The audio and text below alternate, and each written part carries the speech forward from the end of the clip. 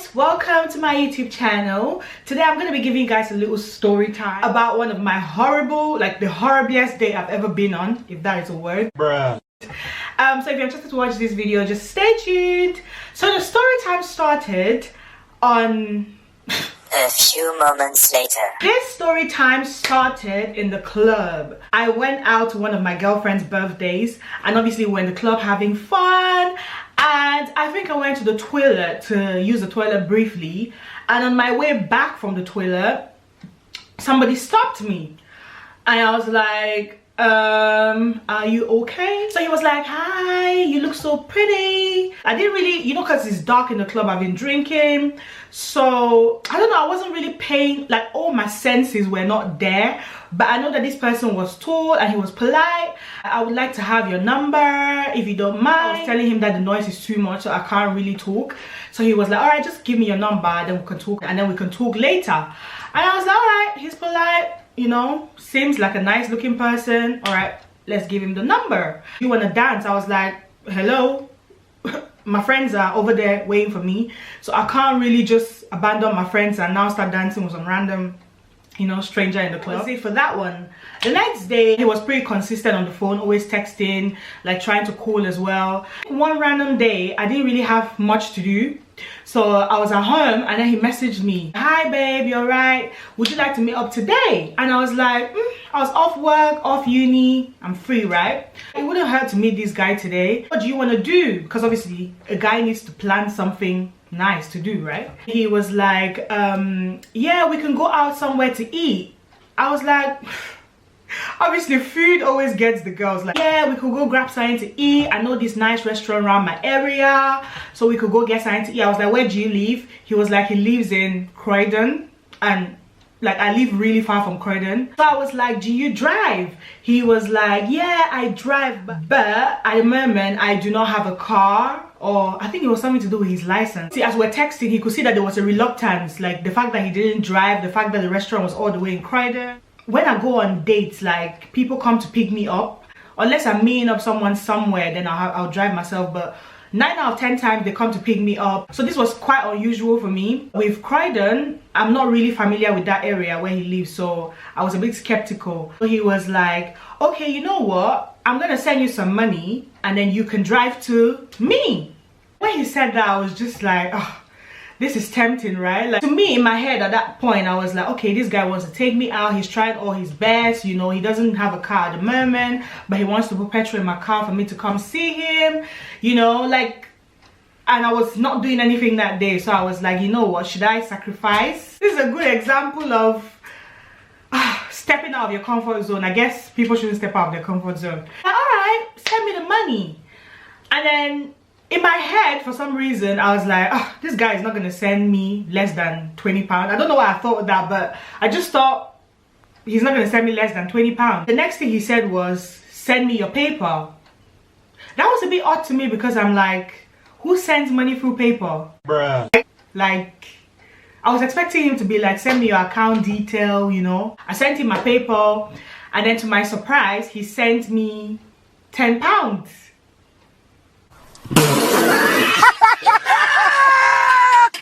So I was like, okay, it was less than I was expecting, but okay, I guess it is the thought that counts.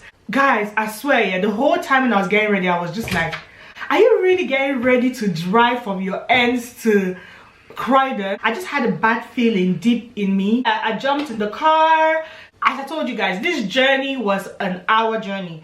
I think like 20 minutes into the drive, my car had an issue. The engine oil light was showing, which means I need to top up my engine oil. So I stopped on my way there, and I went into a shop, £29.99 for the engine oil that I got, which is way more expensive than what I would have got in my area. But I was like, you know what? It is what it is. It is what it is. The car is having an issue, let me just top up the oil. The plan was for him to meet me at the restaurant. So this guy sent me a postcode, and I thought that this postcode was leading to a restaurant. I did not know that this postcode was leading to his house. Yo, that shit was fucking hilarious. I get to this address, and it's a residential area. Bruh. That was the minute that I thought, is this nigga playing me? Like, why am I seeing people's houses?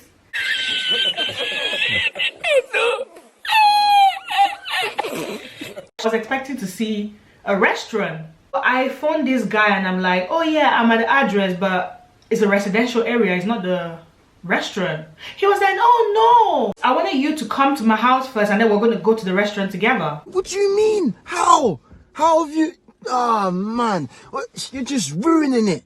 Look at my lips, you're ruining it. One thing I do not like is when a guy tries to treat a girl or me. Like, that is one of the worst things any guy can do. Tell me you want us to go to a restaurant or something when you actually want us to go to your house. Let me just relax and keep it going. There's nowhere to park. I thought you said you drive. Where do you normally park your car? That's what I was telling him on the phone.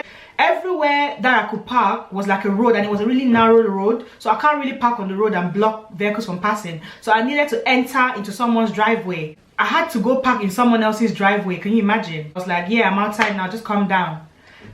And then this guy was like, do you want to come upstairs? I was like, no, I'm outside, calm down, let's go then. Like, you know, I'm already pissed off at this point.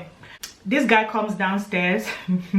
This guy comes downstairs, yeah, dressed in, you know, this American, like if I have a picture, I'm gonna put like that so you can have an idea of what he looked. Baggy jeans, big belts, and then he had these headphones on. You know, in the club, I didn't really pick up the fact that he had an accent. He had like this American, yo, what's up? It sounded to me like he's putting it on as well, although he told me he lived in America, but he was just too extra with the accent. Opened the passenger door, and then he was like, oh, do you want to come on? I said, no, come on, let's go. He was like, no, let's go upstairs first. Bruh. When I'm pissed off here is my face, and I just get so frustrated. Like, I just do not like when people tell me something and it's not what it is. It was the middle of cleaning up, so he needs to go finish cleaning up and then we can go to the restaurant. Let's say if I was at 100, I came down to 20, like my spirit was down to 20, and I was just thinking about the fact that I drove an hour to get here, and the stress that I went through on my journey here, stopping with my car giving me tension. I put myself together and I was like, you know what, it's not gonna hurt, let me just go upstairs. So we went upstairs telling me, oh, you look nice, with that his American accent. When we got upstairs, he lived in a room. It's a house, but he has a room upstairs. So we climbed all the way upstairs. As we were going upstairs, he was trying to cheer me up, talking. Went to his room. Guys, when this guy opened the door, the room was so basic. A bed that hasn't even got a headboard. A colorful blanket has been used to cover the whole bed. They had this wardrobe at the side that seemed like it's been there for 20 years. There was no TV, any radio, whatever. Like, I don't think there was a chair. There was like a little table. Lord. He said, oh, make yourself at home. Make yourself at home. Looking at the bed, I was just like, should I ever see? I sat down on the edge of the bed, and then he realized that I was uncomfortable. So he was like, are you okay? He kept asking me, are you okay? I said, I'm okay. When are we going? He was like, why are you in a rush? Like, make yourself at home, chill. Telling me to chill, you know. And we're just going back and forth. I just kept saying, can we leave? Can we leave? And then this guy was doing everything possible on this earth for me to relax and lie down on his bed. I'm going to play something on Netflix for us to watch. And guess what he wanted to play the thing on? Then a little laptop. He went and carried one laptop. He wanted to play a movie on laptop. I just kept insisting to him that let's go. And then he realized that if we didn't leave the house to go to the restaurant, nothing is gonna happen, and my mood was just gonna be getting worse and worse. And let's go. So I went outside with him. We went downstairs. He entered my car. One thing that I did not realize about this guy was that he had body odor. I didn't clock when we were outside. I think it was when we went upstairs and he was trying to hug me. That was when I clocked that this guy had hot. He was oozing of some heat that was not like good. It was not a good smell. How have you... Oh man, you're just ruining it. Look at my lips, you're ruining it. I swear I did not clock that in the club. If I clocked that, I would never have met this guy. One of the worst things that I can't deal with is body odor and mouth odor. When we went upstairs, that was another thing that was already pissing me off. The fact that whenever he came really close to me, I could actually smell this hot body odor.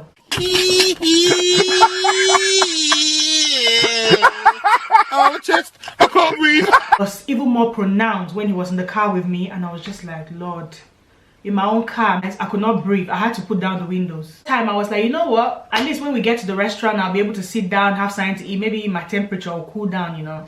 Only for us to walk, like we parked the car, we started walking, and then we're on the main road, and all I could see was kebabs, chicken and chips. I looked left, right, center. I'm not seeing any decent place.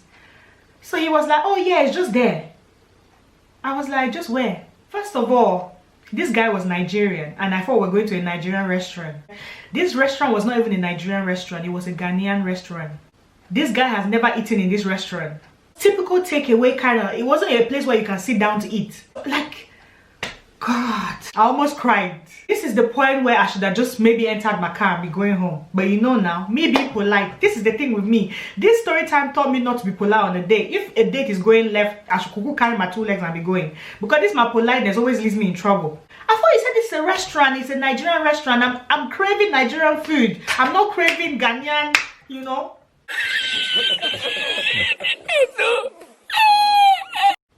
He was like, no, don't worry. The food is nice. I was like, have you eaten here before? He was like, no. Bruh. Let's just order the food. I cannot be arguing with this guy anymore. I was like, okay, I want jollof rice. And guys, the minute I said and, this guy looked at me. He was like, can you finish that? What the hell are you doing, dude? Bro, you freaking dipshit. Wow, dude. Dude. Do you want me to eat dry jollof rice?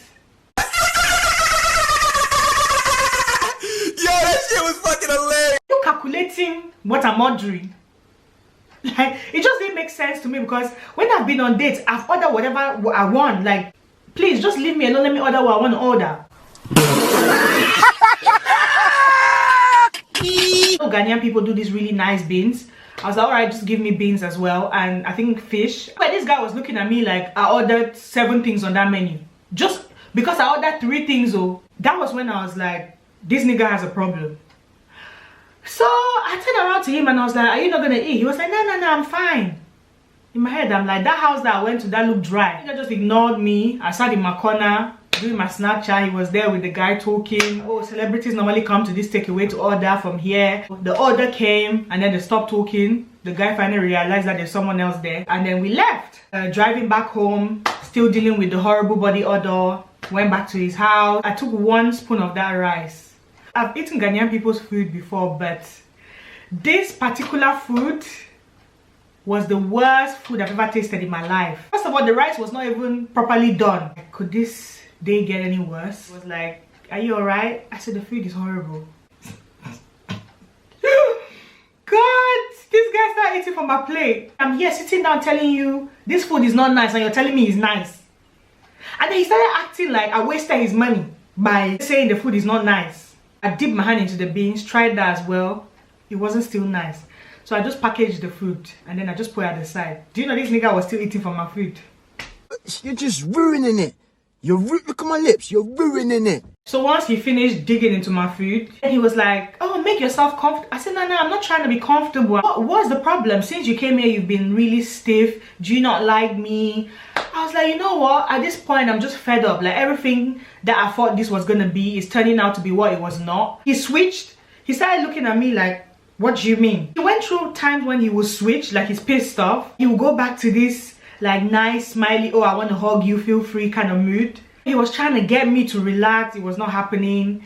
He tried to get me to stand up to give him a hug. It was not happening. I was insisting, me and this guy going back and forth until this guy let me go. He was like, this is your time to grab your bag and go. Grabbed my bag and I started going downstairs. I thought this guy would follow me to like escort me downstairs. This guy didn't follow me. He let me go. He caught up with me downstairs and then he was like, are you sure you don't want to stay? I was like, I don't want to stay. This is me. I'm already downstairs going. We got close to the door and then I thought he was going to open the door for me. Do you know this nigga just stood there, was looking at me. I was like, oh shit, I think it's time for me to open the door for myself. Left, and then I closed his door. I saw him come out of his house. And then I'm like, he was like, are you sure you don't want to stay? I was like, is this nigga pissed off or is happy? Like, what kind of bipolarness is going on? Like, nah, I don't want to. He was like, alright then. So me, I jejely went into my car and I left. On my way back, I was just saying to myself, this was a horrible day, but you know what? At least I'm on my way home and I'm safe and sound. He messaged me to ask if I got home safe. I was like, yes. And I was actually surprised that he actually messaged me. The next day, he messaged me as well. He was like, why are you so cold on the date? Like, you didn't even want to hug me. He's like, first of all, you told me we're going to go to a restaurant and it was not that. Obviously, I was avoiding the fact that he had body odor, which was the biggest for me. Like, that was one of the biggest things that turned me off. He got offended. He was like, oh, it just made me feel like you were hungry and you needed free food. I was like, what? So you drove all the way here for nothing? The fact that you didn't want to hug me, the fact that you didn't want to do nothing, you just made me feel like you're hungry. I said, babe, trust me, your 20-pound food, like, you think I left my house because I was hungry for 20-pound food and went a 1-hour journey? I was like, this is why I don't like African girls. You know, I was like, where did that come from? Like, this guy started being rude and then I stopped answering. Guys, the minute I stopped answering this guy started cursing my life out. I've never been cursed in my life like that. Oh, you bitch, you hungry asshole, you left your house, drove all the way, you think you got a fat ass, you can get away with anything, not like the African men you guys are into. This nigga cursed me out. Yeah, I'm broke. At some point I was like, between me and you, who drove to you? I can't be arguing with someone that is telling me I'm hungry when I know I'm not hungry. So all I said is, thank you, good Samaritan. According to the Bible, you're a good Samaritan and you fed the hungry. If you think I was hungry and you fed me, oh yeah, clap for yourself. God will bless you, because he kept going, he kept going, he kept going. And then I didn't answer for like an hour. And then all of a sudden, this guy, like he now stopped cursing me, and then he was like, oh, no, I'm just pissed off. That was when I knew this nigga, there's something wrong with this guy. I ignored him again. When he saw that I was ignoring him again, he started cursing me again. I blocked him. He messaged me on text. He started cursing me out again. I said something along the lines of, at the end of the day, I've already eaten the food. Like, I already got the petrol money. There's nothing you can do at this point. He was like, what? What do you mean there's nothing I can do at this point? Watch. I'm gonna get that money back off you. I was like, how are you gonna get the money off me? He was like, what? A few moments later. To my surprise, this guy went to PayPal and took his £10 back. And then he sent me the laughing emoji. Yo, that shit was fucking hilarious. I thought you said I wasn't gonna get my money back. Guys, when I say I was shook, like, wow, £10. Block, block, block. I just blocked this guy. Next day, this guy messages me on Instagram. I was like, what? What the hell are you doing, dude? Bro, you freaking dipshit. Wow, dude. Dude. He started cursing my life again on Instagram. Blocked. And that was it. Some people can't deal with rejection. That's the moral of the story. Else, do not step out of your comfort zone for a guy, especially when you just met the person. Because if I had left from the moment I came and he was like, oh, let's go upstairs to chill, I wouldn't have gone through all that rubbish, right? Okay guys, thank you so much for watching this video. Do not forget to give it a thumbs up if you liked it. Let me know in the comment section what you think of this horrible date that I had. Let me know if you've had any horrible dates. Thank you so much for watching this video. Subscribe, like, and do all the necessary bits, and I will see all of you in my next video. Bye guys.